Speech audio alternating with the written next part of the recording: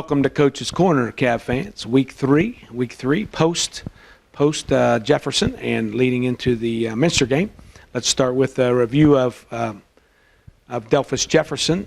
We came into the game. They had come back with several seniors and a good team that was a playoff team, and so we had lots of concerns because they have a style of offense that they like to run the ball and hog the clock up and so that was a concern.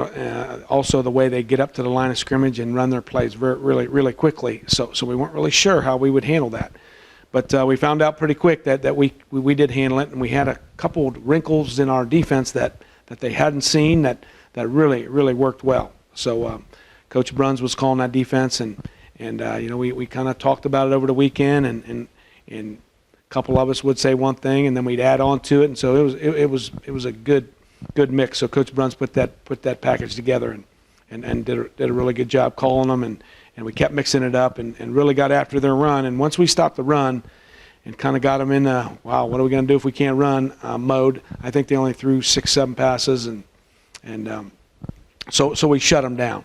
Offensively, again, we're playing really efficiently, I guess is probably the best word. And number two, like I've said from day one, if we can spread the wealth between all our good skill guys, we can be really effective.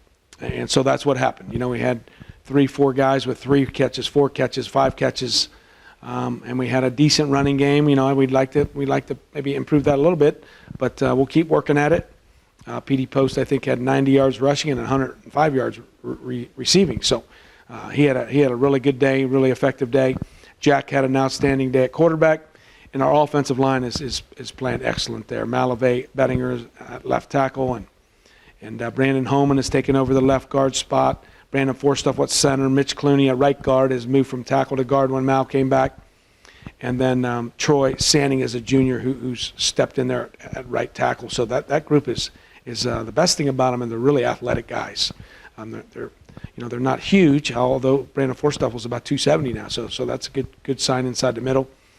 But they're really athletic guys and smart guys, and so we can really do some things there. So final score 35-6 for the Cavs, and our defense, our starting defense, has yet to give up a touchdown. So that's awesome.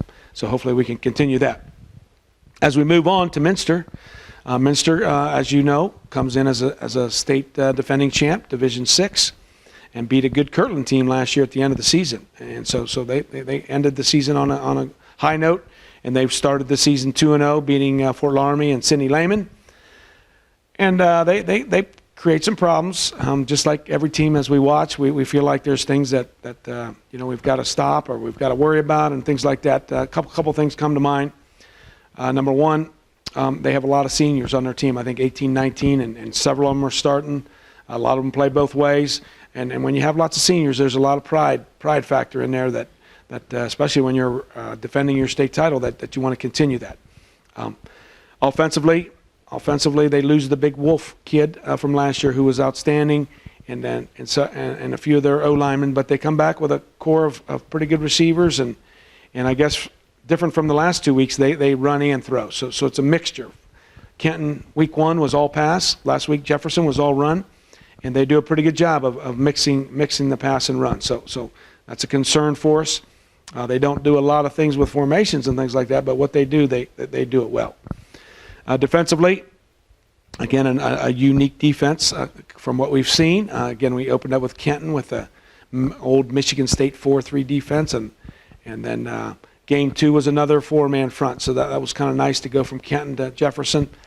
But they're coming in with what we call a 3-5-3, and they have 5 linebackers that they really count on to just run and make tackles in the D-line, just try to hold you up and occupy offensive linemen, and so that presents some problems of trying to get those linebackers blocked. So looking forward to the game. This should be a good exciting game. Should be lots of passes and lots of big plays. They have some big play guys, as we do, and so we're looking forward to the challenge on Friday night. 3rd week in a row that the Wildcats are coming to town, so that's kind of interesting. Looking at the Cavaliers, I guess injury-wise, Corey Selhorst banged up his shoulder last week, and he has not practiced this week yet, but he's going to try to go Friday, one of our defensive tackles. Other than that, we're really healthy, and so that's a good sign. We got several guys who can fill into that defensive tackle spot. So we feel good about that, but certainly we want Corey to be back on Friday night.